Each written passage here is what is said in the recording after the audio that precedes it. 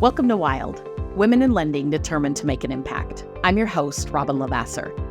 They say our biggest fear isn't being inadequate. It's being powerful beyond measure. In this podcast, I will share how to break through imaginary ceilings, lean into success, discovering your purpose, and understanding how to create the business and life of your dreams. From failures to triumphs and all the tactics in between, let's jump into the wild arena together. Welcome back to Wild. Today we are talking about value. What is value?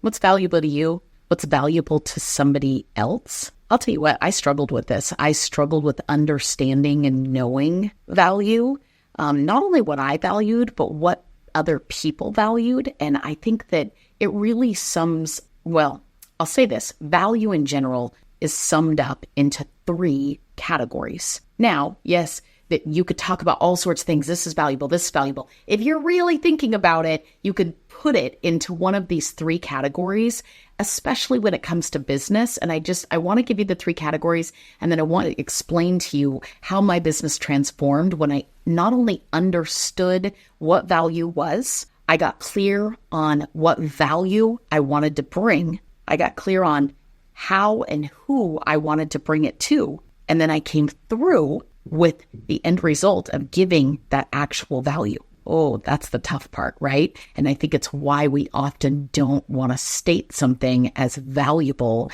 because we're afraid that if we put emphasis on it, then I might have to commit. And so I'm going to start with the 3 different definitions, in my opinion, of what value actually is. Value comes in the form of time, joy, or money. Imagine getting asked out to dinner by friends, and you and your significant other haven't been out for a very long time, and all of a sudden you get to go on a night out, and it turns out that who asked you is super negative, and they are not really the friends that you super enjoy. And so you could go out alone, or you could go with those friends. You don't really like them all that much. You're going to say no because it doesn't fill 2 spaces, right? It doesn't fill time well spent, most likely, and it certainly doesn't fill your joy meter. I know that sounds crazy, but that's how we decide something, right? You could use words like, is this important enough to me? Is this a priority? But really you're saying, is there a value into my life? Now that doesn't make you selfish. That doesn't make the person on the other side selfish. It's saying we're only given a certain amount of time and opportunities at any given day, and we have to be able to choose, right? They say for every yes we give, we're saying no to something else. Oh, that means we're going to have to weigh out some value. When you're a lender or realtor or anything in the sales world, people look for value in the form of kind of the basics, right? So you think time, joy, money. Well, what's the most common when you think of in lending and real estate? If it's not obvious to you, it's money. Now, I think we say the word money, and sometimes we can affiliate that with how much money can I make? No, they might be thinking, how much money can I save by using you? Can I get you to discount your fees? Can I get a lower rate? Can I do all of these things because my perceived value is the very best rate on the market? My perceived value is the very highest price that it originally lists at as a realtor, right? That's my value. Is it? I actually think that oftentimes we think of value as a default, meaning that what do people think when they think home loan? What's the interest rate? What do they think when they think listing? How much can I sell my house for? What do they think when they think of buying? How much do I have to pay? And so we're programmed to think money, money, money. And that is a huge piece of that. And I'm going to give you a few different definitions around being a loan officer and how to really define what your value is. Now, the truth is, you could be valuable in all 3 at once, or you could say, hey, this is the number 1 pathway to being valuable to this person. I made the mistake for years of buddy selling. It's not a bad thing. Let me stop for a second and say out loud, buddy selling actually created some great business for me. And I didn't realize how much of a crutch it was to me. Now, the truth is, I relied a whole bunch on being a people person and really liking and enjoying people, right? And so when I say buddy selling, what it looks like is, hey, This was definitely me and still me now. And this is not taking away from anybody that does this. So don't hear critique here. I'm going to expand and tell you how to take it to another level. So I would spend, hey, good to see you. Congratulations on the house sold. We should get together for coffee. Yeah, we should. Okay. What's this day look like? We meet. What do we do the whole time? We chit chat, right? About life, and we get to know each other, and we definitely start to build a relationship. Now, while that is great, here's the truth of it. We barely have time to have coffee with our own friends. We barely have time to have coffee with our family members.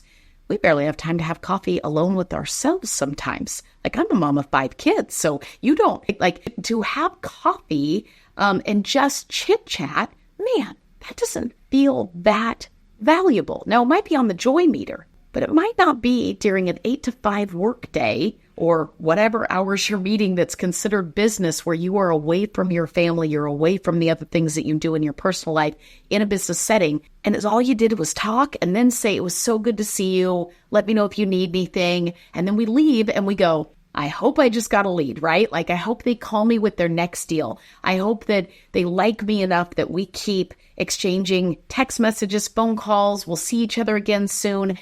But nothing is ever said truly around business. Well, if that realtor all of a sudden was super busy and I called and said, hey, let's get together for coffee, their response in that moment is probably going to be, I'm swamped. And what they're saying is, I don't have time for joy today. I'm making money, and then I gotta conserve my time because I'm busy. And so my value is over here, and joy, which I really enjoy you, I really like you, I don't have time to come just have a joy chat. Well, now I feel a little rejected, and I'm wondering if I could help with anything. Like, great, you're busy.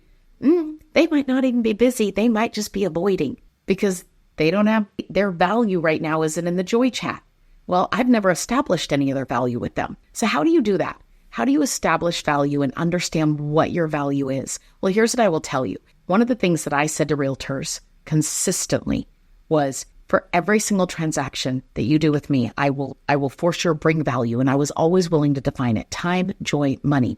What is my job for you? And I would challenge you for a second. Go talk to a bunch of referral partners that you have, and in the real estate space especially, and ask them what your job is for them. And if they say anything other than this, you have not really shown them or gotten them thinking about value. And here's what I mean. This actually ties in, and I don't want to go off on a tangent, but this ties into a book called Selling the Invisible. And it's an incredible book. I can't even remember the author. It's so good. And it basically says, if we're all in a row and every single one of us is nice, and every single one of us is likable, and every single one of us has commonality, and every single one of us is willing to buy coffee and sit and chit chat, how do they choose? Oh, wait, let's do it again. If they line us all up and every single one of us can offer the same rate, every single one of us can offer the same fees, every single one of us can close in the same amount of time, how do you choose? And so Selling the Invisible says it's about you, right? It was about Robyn, the loan officer, really saying to, we'll call it Susie, the realtor, I understand what value is, and I want to define and make sure that this value is the one that is most important to you that I bring. And it's not how quick I answer my phone. Okay, that saves time. That's a win. But would that be more important than I make you money? Now, if I could put more commissions in your pocket, if I could make sure that more deals closed, not just through lending, but through actual generated referrals back to you, but I also respond really quickly, which one is more important to you? Because if somebody also responds really quickly, is that the most important, but they didn't make you money? But I have this one over here and I make you money. Which lender are you going to want to work with the most as a realtor? For sure. This is business, you guys. And I think that sometimes we get caught up in the business world where we go, if I say it's about making money, it means I don't care about clients. I don't care about relationship. I didn't really care about that realtor. They don't really care about me. That's not true. It's both.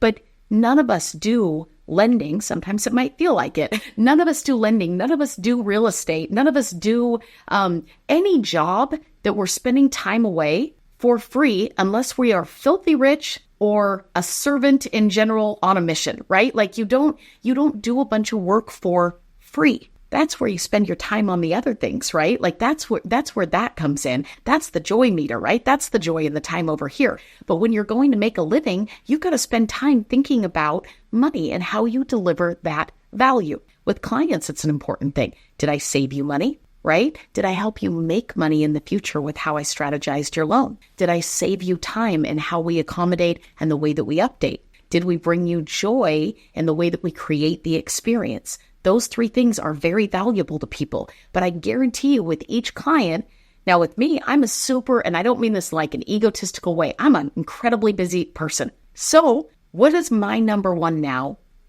I'll just be honest, now that I'm not broke, what is my number one? For most things, it's joy, but time is definitely second and money comes third. Now, there was a long time where money came first, then time, then joy. That was the order I had to put things in, right? I have to make money for my family. I have to save time so that I can be with my kids and my husband and my friends and family, and then also get to work. And then, gosh, I'll save that joy for later. Luckily, I'm one of those people that just has joy deep down inside. So that's not a tough one for me. But what are the experiences that I'm giving and sharing with other people? Where does that come from? And so I'm going to loop this back in with real estate agents. When you sit down with an agent, what I would always tell an agent is for every single transaction that you and I do together, I will create through my systems and processes at least 2 additional transactions for you in a 12-month window. Now, what's an average real estate commission? We'll say on average nationwide, let's just say $10,000 if they're making a full 3% on something. So if you were responsible for $20,000 additional dollars at a minimum. And keep in mind, this compounds, right? Compounds means, okay, if I said that for 1, it's not like it stops. Okay, I got you year 2, it's over. No, the 2 more that we worked on together, that creates more, and then that creates more. So at a minimum in 1 year, it would be $20,000 additional dollars into somebody's pocket. And all the other things were also there, but this was one that you for sure stood by and you knew how to do. Is a realtor going to meet with you, use you, become loyal to you? And yes, you can build the relationship and the friendship and all of those things, but it wasn't at the forefront of what they thought of you about initially. They thought to themselves, I will for sure make more money, save more time, and then the joy part's a bonus in business if I work with Robyn. Do people believe that about you? And can you come through on that? Now, for all of you overthinkers, you're thinking like, tell me the program where you make someone more money. Tell me the program where you come up with 2 more transactions for every deal closed. And I think that they think there's some magic system, flavor wave oven, if you will, that like cooks it out and says, here you go, here's some more deals. And the reason we don't want to say those things is we're so afraid we actually won't be able to deliver. I could do 17 podcasts on this, on how you can deliver more value and create. And so one is just through tracking leads. Just through tracking leads in general and having an incredible follow-up system and making sure that you capture all those leads with the realtor and that you are consistently following up, not just one time, but you realize like statistically, the lead that doesn't respond right away, it actually generally cracks after about 9 touches. 9. Do you know how many people really do 9? It's almost 0. So if you just said, I for sure do 9 touches and this is how, right? And I track those leads. Oh, wait, maybe you have a credit rebuild program. I turn, ones that don't qualify into qualifications instead of just no's. That's a deal, right? Okay, all of a sudden I can create more loans. I have a process where I ask for opportunities and current client referrals 100% of the time, doing this, this, and this. And here are my stats on what that does for you. I do 30-day check-in calls after they close a loan. I do an annual review call where I not only review their mortgage, but reassess their 1-year and their 5-year plan. I do client appreciation events that I will co-brand with you to your database that you can bring clients in that we've worked on together or that we haven't, and they get taken care of and loved on, and we become at the forefront of their mind again as a lender and a realtor, and all of a sudden there's opportunity. I could literally just preach around how many things can create additional value. I'm going to give you one that is so basic in lending that we miss all the time. And this is the difference right now, you guys. If you're a private mortgage bank loan officer or you're self-generating for sure, and you're not trying to compete, there are plenty of people, especially as the market got hard, that decided I'm going to compete on price and price alone. You realize that's us becoming a commodity. And not only will we become a commodity, but at some point we will be 100% replaceable because someone will always find a way to do it cheaper. Always. And that doesn't mean you don't have to be competitive, but it is so incredibly important that you understand your value with clients, with agents, all of those things. And so one of the things, if an agent referred you a deal and they said, hey, Mr. and Mrs. Jones, they want to buy a house. They currently own another home. It's their primary residence, and they want to turn it into a rental. Can they qualify to buy this other house? They already have one in mind. Typical lending.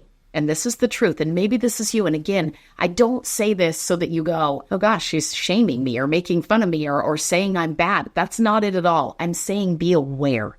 Be aware of what you are doing and possibly the opportunity that you're missing out on. Gosh, the borrower said they want to keep their house. Great. I punched in all the numbers. The computer helped and looks like they qualify. The answer is yes. That is, I would probably argue and say that's 95% of lenders in the market. How valuable is that if 95% of the people can do that? So wait a minute. I'm going to actually talk to the client. We're going to meet face-to-face or we're going to meet on Zoom. Those are the non-negotiables. We're going to have a conversation. We're going to literally walk through what makes them want to own a rental property. I'm going to assess not only their down payment for the new house, but their reserves after everything is said and done, even though they qualify.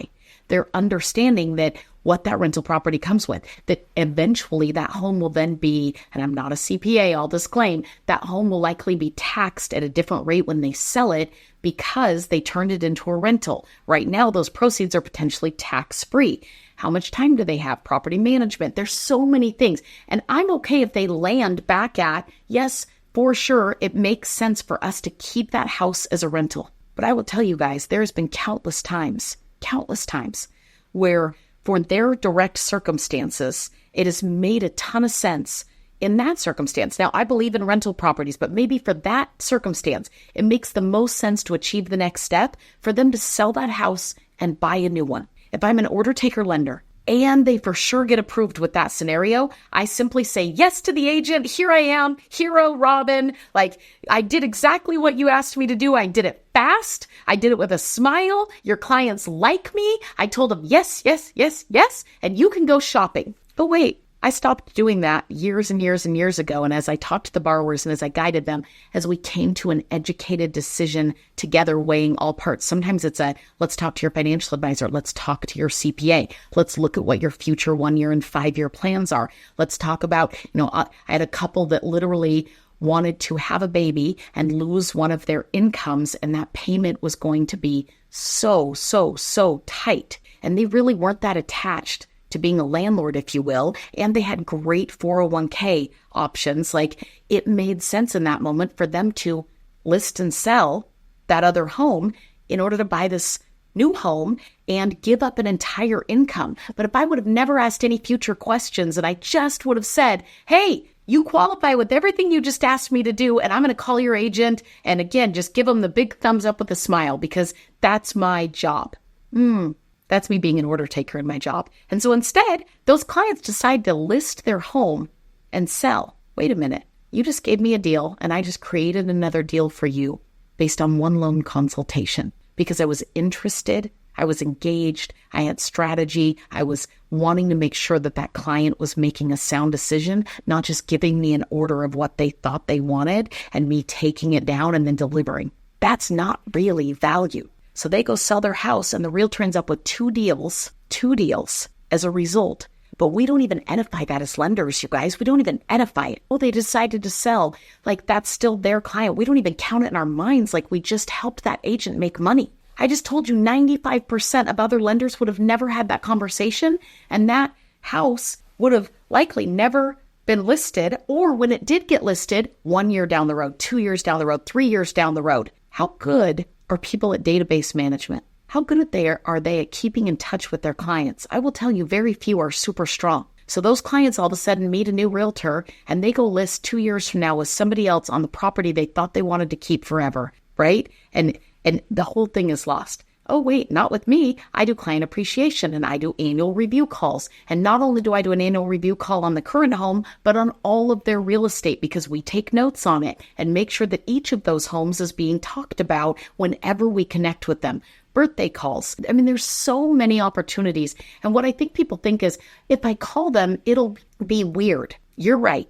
If you call those clients, it'll be weird if the only thing you're thinking is, do you want to do a loan with me? That's weird. That's high pressure selling. But if you're thinking, I'm really curious, how's the house? How's life? How's that rental property going for you? I told you I was going to check in, i.e. natural accountability. Has anything changed? Did you guys end up taking away one of the incomes. How's the family growing process? Like, we're going to talk about all these things. And then likely the realtor hasn't done a great job of that, especially if they've been busy. And oh, wait, now down the road, I've created an opportunity, right? Because I'm willing to do that work. When they can see you as an extension of their business that will then drive more business to you because you are systematized and disciplined and all of those things, man, they go, wait a minute, that's not 20,000, that's 40,000, that's 50,000, that's 60,000. That's us being in partnership because you deliver the value. I know I'm giving you a lot of information. I hope that the scenarios help you as you listen to this. I want you to pause for a minute and define what you would anticipate being in a business partnership with somebody and what value you can expect from it. And if another value came along, let's say that you love your financial advisor or your CPA. Let's do a CPA right now. You love your CPA, but all of a sudden another CPA came along and said, hey, I looked at your returns and I for sure can get you another $20,000 this year. Now I'm wondering if that I love them, but we're not like best friends, right? I mean, I'm loyal, but we're not like, we're not related. So I'm thinking that $20,000 extra from the CPA sounds pretty darn good. Oh, they struck a chord with what was valuable to me in that circumstance. You guys, it's that simple. And if you're not clear with other people on what is most valuable to them, and then you're not clear how to deliver it in each category and what that looks like, you will always be trying to cater, if you will, or become a commodity that just matches what everybody else is ultimately doing and hoping that they pick you and stay with you for long enough until something else more valuable comes along. So know your value, find your value, show your value, and rinse and repeat.